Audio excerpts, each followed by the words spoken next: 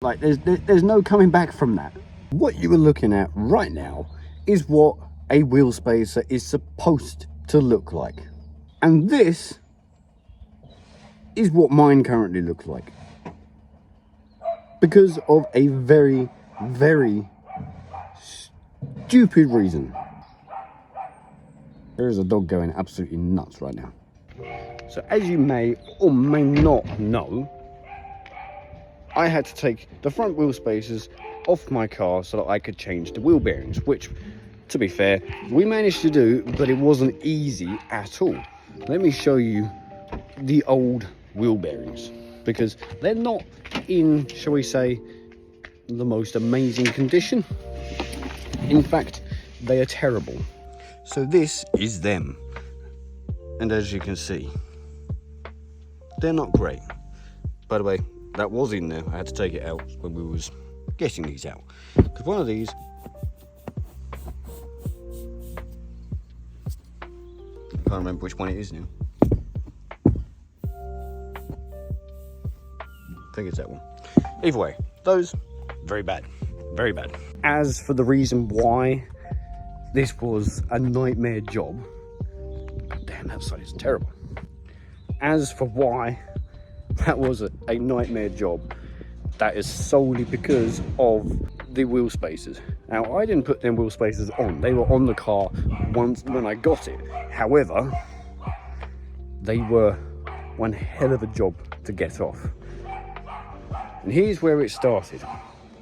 So I have a couple of parts on my car which aren't working correctly or are completely broken.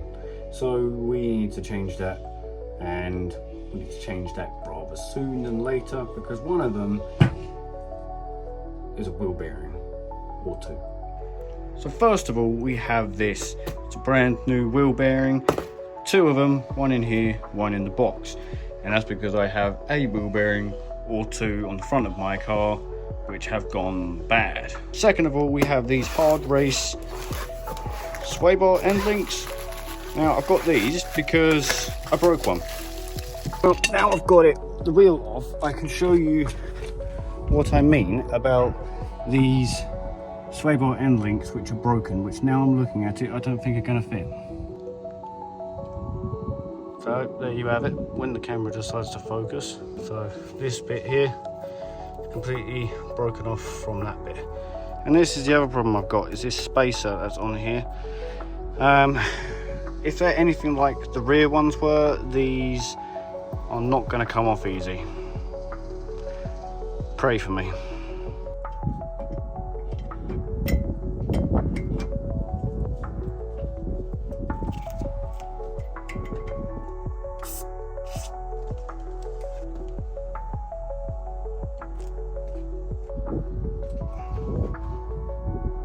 I can already feel that rounding.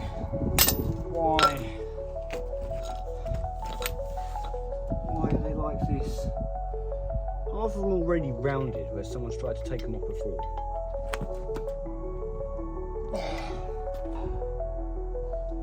Well, this has been a complete and utter failure. So yes, solely because of all that, right, I had to take it to my friend Les.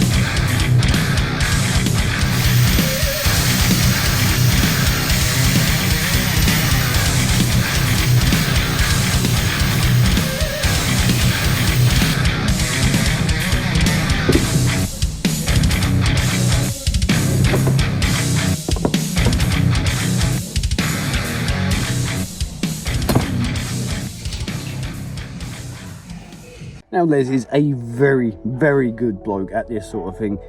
He is an engineer, and basically anything like that I need doing, he is the go-to guy, because he knows exactly what he's doing and he knows all the tricks in the book to getting these sort of things off, or getting things on, or making things, whatever. He is the bloke for it. So I inevitably went to him because I was never going to manage this at home with very limited tools by myself.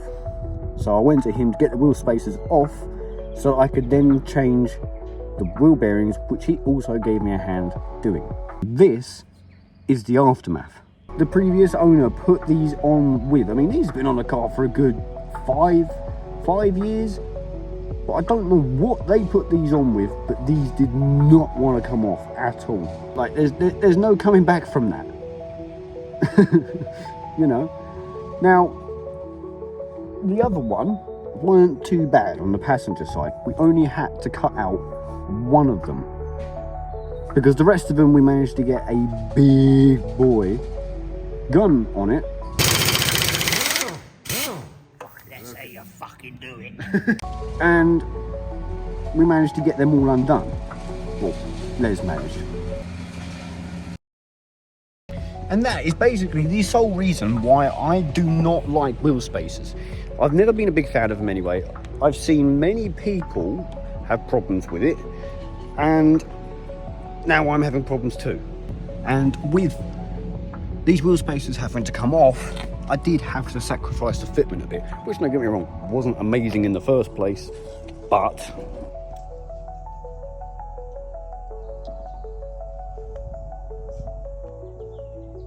as you can see, we lost that little bit of room where it stuck out a bit. And I also had to take the camber off because it looked ridiculous with the wheels cambered in and being like that far in the wheel arch. I weren't having that. So I took the camber off, and so they're just straight wheels now. And took the camber off, which basically has pretty much done the trick. Now, unfortunately, it has not solved every problem that I had. I also needed to change the sway bar end links, which I have since done, but they still need a little bit of tweaking. I think they're not tight enough, so I need to get on with it and do that. But since the wheel bearings are now done, I don't need to worry about that. And I also don't need to worry about the droning noise, which is driving me mad every time I drive the car. And these old wheel bearings can go in the bin. I'm pretty sure these are the original ones from factory, because I've never done these. And they look like they've been on there for a very long time. The thing is, I've tightened them as much as I can actually get them tight. So I'm wondering if I've missed something. Hence why I'm going to check the box and see if there was, like, I don't know, some instructions or something that says you must remove this before installing, something like that, because there always is something stupid like that. That is, of course, if I can actually find the paperwork that came with it. I don't think I have that anymore. We'll see. And by the looks of it, I don't. So what I might do in that case then is just get my impact gun, razzle them up as tight as that will go, and hope for the best. Dunno, we'll see. So what I need to do is I need to jack the car up, but I need to get both the front wheels in the air. So I need to jack from the front, get both fronts up, take both front wheels off, then undo the lower, undo the sway bar end links from the top on both sides so that it drops down and gives me enough space to get on it with the rattle gun. So that's the plan. Anyone else with a lowered car will probably understand this. I even made these purposely for this, with a little bit of a kick on it so it just gets that extra bit of height on there, because I ain't getting under there with my jack. So I need to get up on those. It gives me that little bit of height so I can jack from the front, get both front wheels off, go from there. So that should be enough height. I think I might have to go in at a slight angle. We'll see.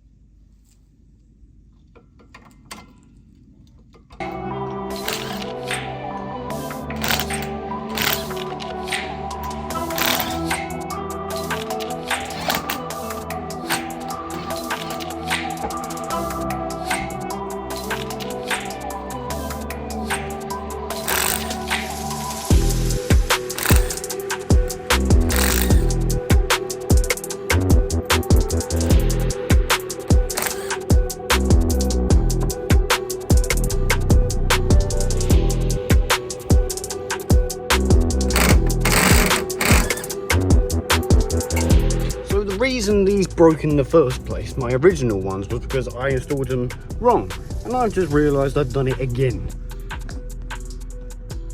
So this was in there, but this, as you can see, is loose. I was meant to tighten this down, which I obviously didn't do, so that's going to have to, I'll have to make sure I do that. That's this side off. I've now just got to go around to the other side and take the other one off that side, and then we can lower this bit down under there, where we should be able to get behind it with the wrap. Should be in the key word.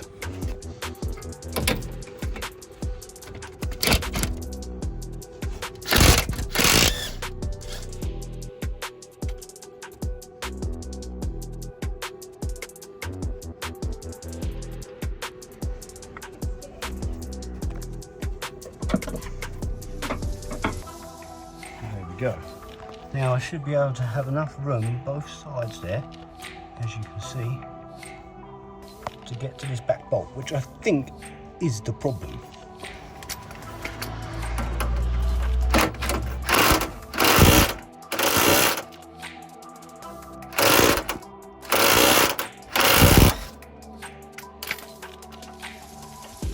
Now I'm wondering whether this little black bit on here, whether that's supposed to be removed. But no, that looks like it's meant to be there.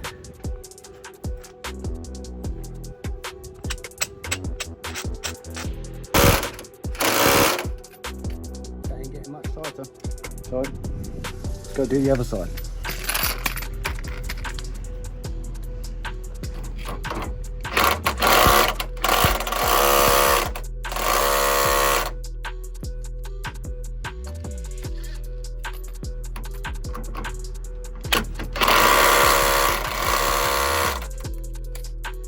Now let's get the tops back on. So now they should be tightened up correctly down the bottom. We can now try and get them back up there into them holes and get them tightened up nice and tight as well, and hopefully that should solve the problem.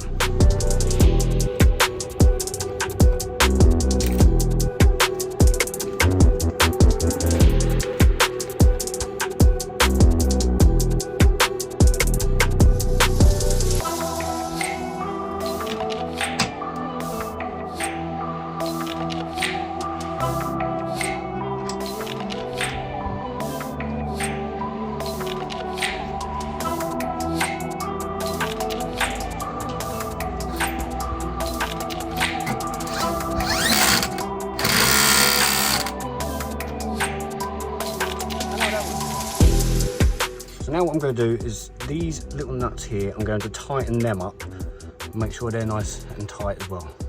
Which, if I had to guess, were probably a 14 and possibly a 15. So I might have to find a 15. I don't think I've got one actually. Look at that. So now what you can do is you can get that on there and twist it, which will actually adjust the length you want it. As I want these as short as possible, I'm going to tighten that all the way to the left and then do the same on the bottom.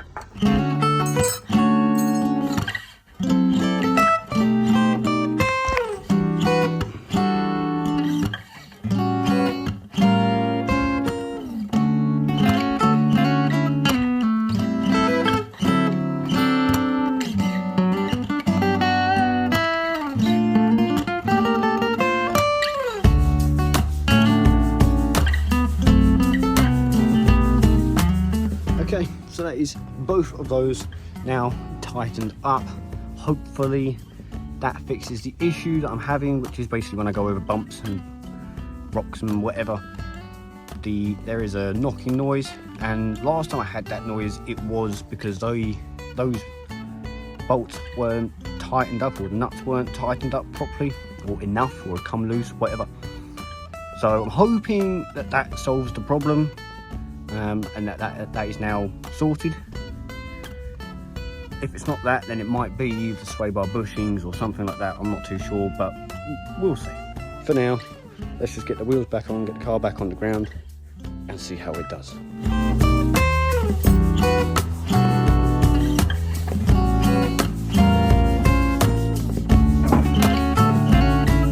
are you doing now? You always got that car up on a jack.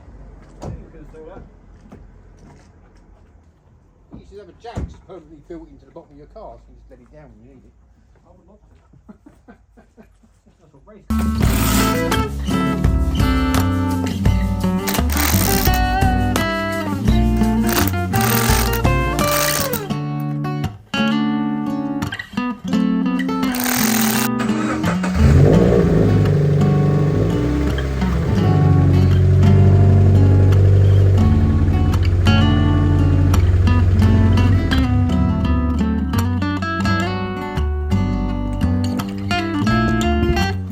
Okay, so that is pretty much everything that I wanted to do today done.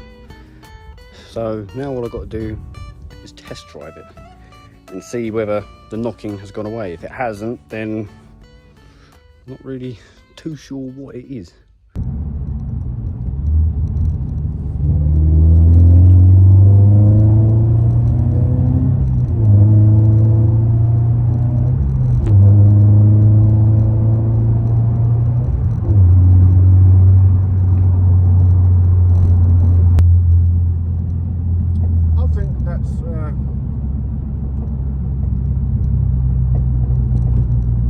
Nope, that's fixed nothing. A good way to test it would be to turn all of the dampeners on the suspension right up, to make it a lot stiffer, and if it gets better or pretty much goes away, then it is the suspension. So I'm going to quickly do that now, and we'll see, whilst I'm already out and about test driving, so we'll see. Well, whilst I'm at it, right, now let's see if that's any better. If it is, then I could be looking at getting a new suspension. If it's still there, then perhaps it might be something a little bit easier. We'll see.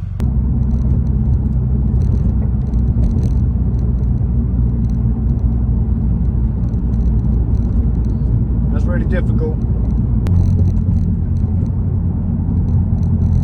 Yeah, the noise is definitely still there.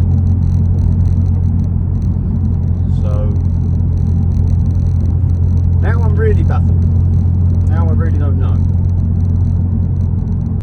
Not gonna lie though, by the sounds of it, since putting them dampeners up, it's actually gotten a bit worse, which is a bit concerning.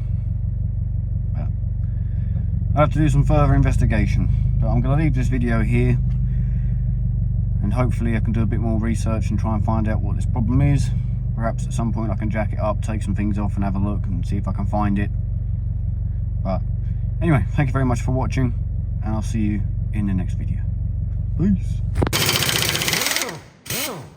That's how you fucking do it.